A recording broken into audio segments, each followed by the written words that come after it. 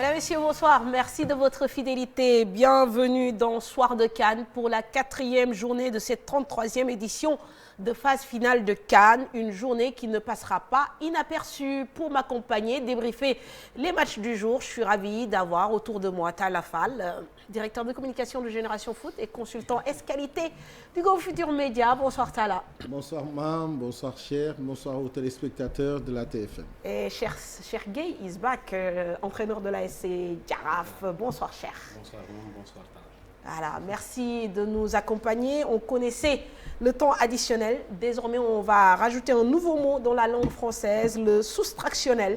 C'est malheureusement en Afrique et dans notre CAN qu'un arbitre tout dans le monde, parce que comme ni ñu ko waxee loo xam ne la yaakaar naa ñun ñëpp kenn mësul dund lu mel nii match bu ñuy joué mu des ay minutes nga coupé ñu ne déeta waaye nga dolliwaat ñëwaat ne non 89e là c'est fini et puis il avait l'air sûr de lui mais quand même am na ay faits yu ci yokku li Cheikh wax effectivement la CAF avait redemandé à ce que la Tunisie et le Mali puissent jouer ces dernières minutes bi des ci temps réglementaire bi et éventuellement le temps additionnel. Finalement, les Maliens sont revenus sur la pelouse, les Tunisiens ont refusé de revenir et aux dernières nouvelles déposé nañ réserve technique auprès de la CAF. Peut-être Cheikh dinañu ci mën a commenter ba pare l'arbitre aussi moom nee na bon chronomètre am le suivre en fait, donc certainement qu'il y a dû y avoir une erreur parce que tout simplement nee na bi muy def 85 yi pour moom 90 la mu yokk 5 minutes de temps additionnel 90 yi jeex mu siffler la fin, donc certainement que dina am ay yeneen révélation mais Cheikh bon malheureusement dafa tombé encore suñu continent di Afrique. waaw lu bette la surtout nag si ki ko def bu fekkee dafa am ay précédent mais man damay jàpp si bisu tey bi que li mu wax mu ne chronome la peut-être waxam na ni gëm.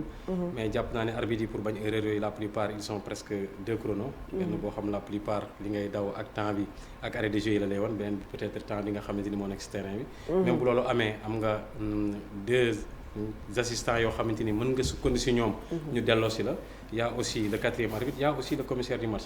Mais li ma si gën a yéem mooy à la 85e minute bi mu ko tasee dem na gars yi delloo si ko mu ñëwaat tasaat ko. man je pense qu'à un certain moment waa ji à un moment donné man dama nuy déciditul parce que pour man peut-être tàngaay bi metti na ba mi ngi xaw perte connaissance tuuti. te peut-être rus na ko wax. mais je pense que si situation yi demee noonu li gën mooy nga wax ak am na 4e arbitre boo xam mën na remplacer. mu remplacer la. parce que bu ngeen xoolee bi ñu dellu si waatee moom sax il était plus l'arbitre. donc ce qui veut dire que 4e arbitre moo ñëw pour arbitrer kon ce qui veut dire que moom si diggante bi amul woon ay capacité pour mën a continuer match bi. et je pense que yu mel noonu bu amee war nga mën a ñëw taxaw mais pour wax ni Cameroun tàng na tàng boo xamante ni waxuma jour de mais arbitre aussi mën na sonn parce que man sama exemple laay jël Coton Sport Garoua Jaraaf moi à la 85e minute sincèrement je le disais à mes joueurs gisatuma carrément ndax chaleur. donc arbitre bi pour man peut-être amoon na problème physique boo xam nangu ko wax moo tax mu tas match bi 85e dellu si tasaat match bi. nee na pour être tout à fait précis nee na montre xam dafa amoon avance su 10 minutes. looloo tax moom xam naa mu jàpp ci loolu mais en même temps li Cheikh wax aussi mooy ñi ko wér am na commissaire de match am na ay arbitre assistant même yow boo juumee am na ñoo xam ne war nañ nekk foofu à côté ñu la gàgganti. mais ay officiel dañuy am ci match officiel yi ki ci mag mooy commissaire bi. c'est lui qui supervise, c'est lui qui doit prendre la décision. Même bu fekkee ne 4e arbitre bi amul arbitre de touche yi nga xam ne ñoo ko accompagner ñoom ñëpp ñi ngi chrono. mais li gën mooy que commissaire bi qu'il prenne ses responsabilités woo ko en aparté.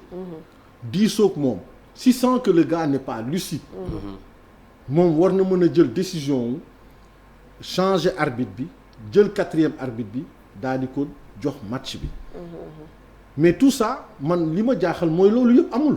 on a attendu on a tergiversé sur cette affaire-là et franchement aujourd'hui on devient la risée de tout le monde quoi. On est ridicule sur cette affaire-là alors qu'il aurait juste fallu prendre des responsabilités s'assumer et dire que c'est moi le boss et je prends ma décision et ma décision c'est ça.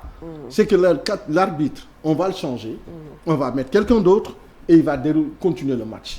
Il n'y avait pas besoin vraiment de chercher de midi à 14h s'il est bon. Est-ce que moom aussi il a laissé le temps aux gens aussi de prendre une décision? Mais même il avait l'air tellement formel, tellement il y a sûr de lui. 2 cas qui se sont présentés au même moment en l'espace de 5 à 10 minutes. Mais encore le plus grave, à la 88e minute, 89e minute, d'habitude, le quatrième arbitre, il demande à l'arbitre central, il y a combien de minutes d'arrêt de jeu?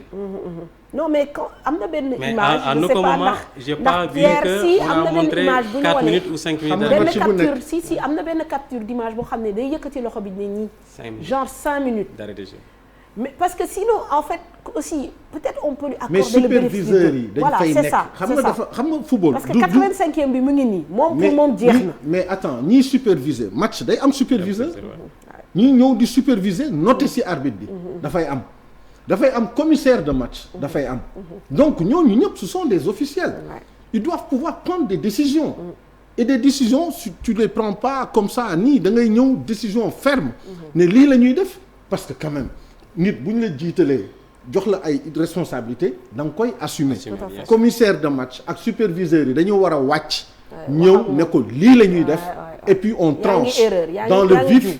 amul nekk fii sax di naan non on change l'arbitre on te demande de sortir génneel jëlal kii continuer le match bi et puis aller jouer. Tout à fait. C'est tout ce qu'il y avait à faire. Et puis le manque de lucidité peut-être qu'on le sent déjà sur le carton rouge bi muy jox le Malien là El Bilal Touré je pense le tudd foofu déjà commencé na moom it tu sens que ni bon c'est un carton rouge boo xam ne c'est.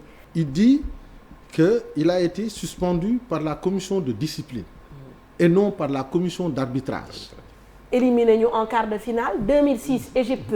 Éliminé ñu en quart de finale dans des conditions assez douteuses. donc tey tamit voilà tey beneen côté bi la nekk. mais ñoom tey dañuy wax rek mais bu ñuy wax ci wàllu corruption ci fii ci football africain. ñun bi ñu commencé dem di leen titiller di leen indil ay jafe-jafe mais lan la ñu def. dañuy corrompre ay arbitres. parce que ñoom seen biir bi ñuy commencé daje pour di mën a.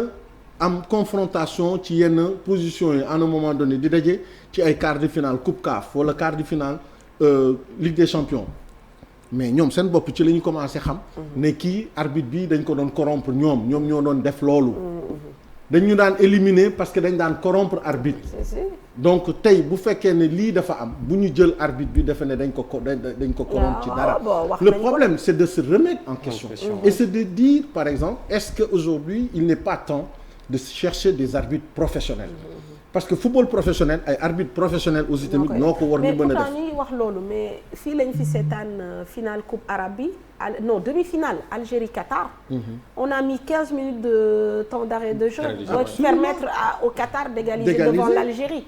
Mais donc parce que c'est le système en fait c'est le Qatar et c'est parce que le Qatar détient l'argent te Qatar ku mu bëgg a orienter médias yi ne leen wax leen ci lii bu leen wax ci lii téye leen lii. mais boobu c'était flagrant quand mais même. le lobbying ça existe. parce que Qatar tey ñoom président wu Paris Saint-Germain ñi ko neex ca fexe pour Coupe d'Afrique bi am ci la doon dox. parce que dañu bëggoon retenir seen ay joueurs en Europe. pour que africains yi waroon mën a répondre présent ñoom ñëpp. ñu bañ leen bàyyi ñu dem et donc loolu ñoom ñëpp dinañ ci liggéey pour que ñu mën a yàq suñu Coupe d'Afrique. Tout à fait. En tout cas bon on verra la suite qui va être donnée à cette affaire c'est vrai que certainement pour la CAF ce sera pas un dossier simple à gérer est-ce que bon au-delà de la réserve technique est-ce que la Tunisie ne risque même pas d'être sanctionnée pour avoir aussi refusé de jouer la fin de match en attendant on va parler aussi de terrain le Mali qui gagne pour le moment en tout cas officiellement cette rencontre alors bëggoon naa aussi Cheikh ñu def ci jàngat. récupérateur koo xam dina am kenn koo xamante ni moom mooy def par entre guillemets le sale boulot mooy liggéey lu bari. am koo xamante ni il se projette devant. mais bu weesoo les deux milieux ils avaient aussi au milieu un troisième boo xamante il moom rôle am moo doon organiser le football malien et loolu parfois si football système boobu lu tax mu baax mooy loolu ngay am nga ku la sécuriser ñaar ñu la sécuriser si ginnaaw mais am nga koo xamante ni devant aussi nekk na si kanamu la ligne de 3 ba nga xamante ni mën na di élaborer tey aussi tamit maliens yi à part ces milieux là devant l'attaque amoon na ay joueurs yoo xam des excentrés percutants dans l'axe les Djenebo qui jouent à Southampton et devant aussi ils étaient bons mais pour wax la rek milieu boobu aussi milieu la boo xamante ni yeneen équipe war nañ si mën a jàngat parce que milieu la boo xam quand ils avaient pas le ballon ils se battaient pour récupérer et quand il le récupérait aussi il jouait au football. mais loolu li koy gën a mën a définir c'est-à-dire c'est un pressing qu'il faut faire c'est-à-dire qu'il faut aller chercher l'adversaire dans sa zone. Tu le gênes la relance et défendre. Il va chercher à aller gêner la relance dans cette zone-là, récupérer des ballons, jouer et imposer son jeu. C'est-à-dire qu'aujourd'hui, quand on voit le style des Maliens et le style des Nigérians, c'est à peu près la même chose. Parce que quand tu veux jouer, il faut en être convaincu d'abord, avoir cette conviction-là, que moi, je cherche à jouer. Je ne vais pas venir attendre l'adversaire pour après contrer. Non. Donc, à partir de ce moment, tu es obligé de faire le job. C'est-à-dire que les attaquants deviennent le premier rideau. Donc, c'est à eux de défendre, c'est à eux d'aller chercher la balle, c'est à eux de pousser l'adversaire ou la première relance. Et donc, à partir de ce moment, tu peux dérouler. Alors, on parle donc d'une équipe qui est sur une très bonne dynamique, cette équipe malienne. À noter d'ailleurs côté stats que c'est son 7e clean sheet, pardon. Donc c'est une équipe qui n'encaisse pas beaucoup de buts. Et puis on a vu aussi l'excellent gardien qui a fait un bel arrêt, décisif même, sur le penalty de Kazri. Et donc la dernière défaite des Maliens remonte à juin 2021. C'était justement contre la Tunisie. Et ce jour-là, comme par hasard, les Aigles maliens avaient écopé d'un carton rouge, ce qui avait favorisé la victoire de la Tunisie. Donc, li ñu wax rek, c'est aujourd'hui, bon, quelque part, c'est pas justifier l'injustifiable, mais quand même, l'arroseur arrosé, c'est vrai que c'est une expression qui sied bien. Et donc, l'homme du match du côté donc, de cette rencontre, c'est bien sûr le gardien malien. Maa ngi dégg d'ailleurs ñuy wax ne que souvent Mali, seen point faible, l'un de leurs points faibles, c'était le portier, mais ren gis nañ ni que kon mën na nekk point fort pour ñoom et puis lui il joue ici en Afrique su ma juumul. oui mu ngi je pense TP Mazembe. effectivement en plus de cela comme ni ñu ko waxee góol la boo xamante ni Afrique la nekk ba pare nekk góol bu taxaw. mais bu dee loolu aussi parce que Mali aussi gis nga équipe nationale je pense loolu moo war a am je sais pas si c'est le directeur la direction technique nationale ñoo liggéey si loolu mais parfois da ngay xam say manquement. nga am projet si 3 ans nga xam ni ñun kat lu tax ñu ñuy gaañ. mooy on n'a pas de très bons latéraux kon ñu wuti ay wala ñu former leen amuñu ay gardien nan lañuy def ba am ay gardien de but parce que bu weesoo aussi gardien bi y a l'autre le numéro 2 aussi un très bon gardien boo xam moo def CHAN bi c'était parmi je pense le meilleur gardien du CHAN bi passé pour wax la kon ñoom ñi ngi liggéey si li nga xamante ni moom nañu bëgg et je pense que équipe bu fekkee da nga bëgg am projet ci ay at parce que gis nga gagner kenn du si on le décrète pas wala nga am individualité pour gagner non gagner da nga naan fii léegi ñeenti at bëgg naa gagner lii mais pour def ko am naa fi manquement nan laay def ba am ko je pense Maliens yi si yoon boobu na nekk et je pense que mën nañ def CHAN Coupe d'Afrique bu baax mais c'est en train de payer parce que dans les tournois de petite catégorie aussi, ouais. ils font tout le temps des résultats c'est-à-dire qu'aujourd'hui il y a un garçon qui nous avait tous émerveillés et qui est aujourd'hui en Espagne, Moussa Ndiaye. C'est-à-dire que c'est un garçon hyper intelligent, mais dont on ne croit pas en ses qualités. Et c'est comme ça, une équipe nationale aussi, il faut préparer la relève. Est-ce que parmi tous ces garçons avec qui on a travaillé et avec qui on a eu beaucoup d'espoir, est-ce qu'on a pensé à eux à un moment donné? Est-ce qu'on les a accompagnés au niveau de la direction technique? Est-ce qu'on a essayé de prendre des nouvelles pour voir où est-ce qu'ils en sont? Et donc tout ça, par rapport à ce que tu dis, au niveau de la direction technique, ça fait partie d'un projet. Il faut que le projet soit clair, qu'on sache exactement où est-ce qu'on va et qu'est-ce qu'on veut. Sinon, pour attendre à chaque fois qu'il y ait un garçon qui brille en Europe, pour après aller le chercher, faire la démarche, alors qu'il y a des garçons qui sont là, qui sont pétris de qualité, à qui il faut faire confiance. Tout à fait. Alors, il s'appelle Bosso Moukoro, parce que je ne voulais pas écorcher le nom, il s'appelle Bosso Moukoro. Et le deuxième gardien s'appelle Tigui Diarra. Voilà, merci beaucoup. Et donc, c'est lui l'homme du match. Alors, ci jàngat bi, soir de CAN, justement, dama bëggoon ñu taxaw sur le cas des équipes maghrébines chères, parce qu'on se rend compte que quand même, ce sont des équipes qui sont en souffrance depuis le début de cette compétition. Une seule victoire en 4 rencontres, mooy tàngaay bi. ñu ngi wax aussi wàllu pelouse bi.